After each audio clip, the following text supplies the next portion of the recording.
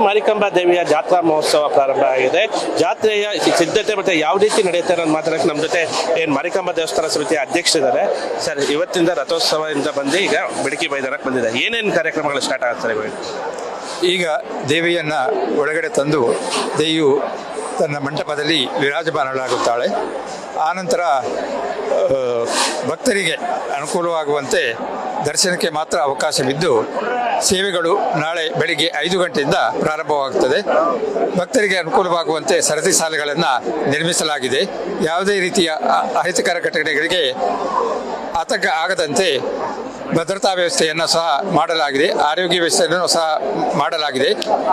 ಭಕ್ತರಿಗೆ ಬಾಯಾರಿಕೆ ನೀಗಿಸಿಕೊಳ್ಳಲು ಅಲ್ಲಲ್ಲಿ ಪಾನಕ ವ್ಯವಸ್ಥೆ ಮತ್ತು ನೀರಿನ ವ್ಯವಸ್ಥೆಯನ್ನು ಸಹ ಮಾಡಲಾಗಿದೆ. ಮಧ್ಯಾಹ್ನ ಅನ್ನಪ್ರಸಾದದ ಸಲುವಾಗಿ ಮಾರಿಕಾಂಬಾ ದೇವಸ್ಥಾನದ ಹಿಂದುಗಡೆ ಇರುವ ಕನ್ನಡ ಶಾಲೆಯ ಆವರಣದಲ್ಲಿ ಬೃಹದಾಕಾರದಲ್ಲಿ ಶಾಮಿಯಾನವನ್ನು ನಿರ್ಮಿಸಿ ಭಕ್ತರಿಗೆ ಅನ್ನಪ್ರಸಾದವನ್ನು ನೀಡಲಾಗುತ್ತದೆ. ಬಂದಂಥ ಭಕ್ತರಿಗೆ ವಾಹನಗಳನ್ನು ನಿಲ್ಲಿಸಲು ಪಾರ್ಕಿಂಗ್ ವ್ಯವಸ್ಥೆ ಮಾಡಲಾಗಿದೆ. ಮೂಲಭೂತ ಸೌಕರ್ಯಗಳಾದ ಟಾಯ್ಲೆಟ್, ಬಾತ್ರೂಮ್ ಅನ್ನು ಅಳವಡಿಸಲಾಗಿದೆ. ಈಗ ಯಾವತ್ತಿಂದ ಯಾವತ್ತು ತನಕ ಇರುತ್ತೆ ಮತ್ತೆ ವಿಸರ್ಜನಾ ಮೆರವಣಿಗೆ ಯಾವ ರೀತಿ ಇರುತ್ತೆ ಸರ್? 4ನೇ ತಾರೀಕು ಕೊನೆಯದಾಗಿದ್ದು 10:30ವರೆಗೆ ಮಾತ್ರ ದೇವಿಯ ಸೇವೆಗಳಿಗೆ ಅವಕಾಶವಿದ್ದು ಆನಂತರ ವಿಸರ್ಜನೆ ಕಾರ್ಯಕ್ರಮ ಕೈಗೊಳ್ಳಲಾಗುತ್ತೆ. ದೇವಸ್ಥಾನದ ನಂತರ ಏನಿರುತ್ತೆ ಸರ್? ಯುಗಾದಿ ಆನಂತರ ದೇವಿಯು ಯುಗಾದಿ ದಿವಸ ಪುನಃ ಮತ್ತೆ ದೇವಸ್ಥಾನದಲ್ಲಿ ವಿರಾಜಮಾನಳಾಗುತ್ತದೆ.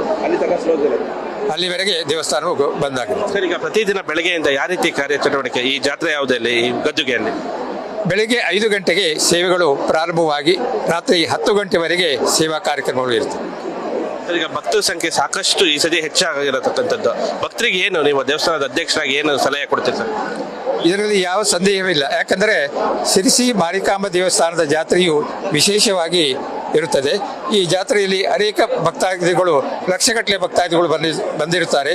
ಆದರೂ ಸಹ ಅವರಿಗೆ ಅನುಕೂಲವಾಗಲಿ ಅಂತ ಸರದಿ ಸಾಲಿಗಳಲ್ಲಿ ಅವರಿಗೆ ಬಂದು ದರ್ಶನಕ್ಕೆ ಅವಕಾಶ ಮಾಡಿಕೊಳ್ಳಲಾಗ್ತದೆ. ಯಾವುದೇ ರೀತಿಯ ತೊಂದರೆಯನ್ನ ಆಗದಂತೆ ಭಕ್ತರಿಗೆ ನೋಡಿಕೊಳ್ಳಲಾಗ್ತದೆ. ಈ ಸತಿ ಎಷ್ಟು ಸಂಖ್ಯೆಯಲ್ಲಿ ಬರ್ಬೋದು ಅಂತ ಏನಾದರೂ ದೇವಸ್ಥಾನದವರು ಅಂದಾಜು ಮಾಡಿದ್ದಾರೆ ಸರ್? ಪ್ರತಿ ದಿವಸ 4 ರಿಂದ 5 ಲಕ್ಷ ಜನ ಬರುವುದರಲ್ಲಿ ಯಾವ ಸಂದೇಹವೂ ಇಲ್ಲ. ಇದು ದೇವಸ್ಥಾನದ ಆಡಳಿತ ಮಂಡಳಿಯ ಅಧ್ಯಕ್ಷರ ಅಭಿಪ್ರಾಯ. ಪ್ರತಿದಿನ 4 ರಿಂದ 5 ಲಕ್ಷ ಜನ ಬರ್ತಾರೆ. ಮತ್ತೆ ದೇವಸ್ಥಾನದಿಂದ ಎಲ್ಲಾ ಸಿದ್ಧತೆಯನ್ನ ಮಾಡ್ಕೊಂಡಿದ್ದೇವೆ. ಯಾವುದೇ ಭಕ್ತರಿಗೆ ಅನಾನುಕೂಲ ಆಗದಂತೆ ಮಾರ್ಚ್ 4ರವರೆಗೆ ಜಾತ್ರೆ ನಡೆಯುತ್ತೆ ಅನ್ನೋ ಒಂದು ಮಾಹಿತಿಯನ್ನ ಈಗ ಸದ್ಯ ದೇವಸ್ಥಾನದ ಆಡಳಿತ ಮಂಡಳಿಯ ಅಧ್ಯಕ್ಷರು ನೀಡಿರತಕ್ಕಂಥದ್ದು. ಕ್ಯಾಮ್ರಾ ಪರ್ಸನ್ ಪ್ರಕಾಶ್ ಜೊತೆ ಸಂದೀಪ್ ಸಾಗರ್, ನ್ಯೂಸ್ ಫಸ್ಟ್ ಕಾರವಾರ.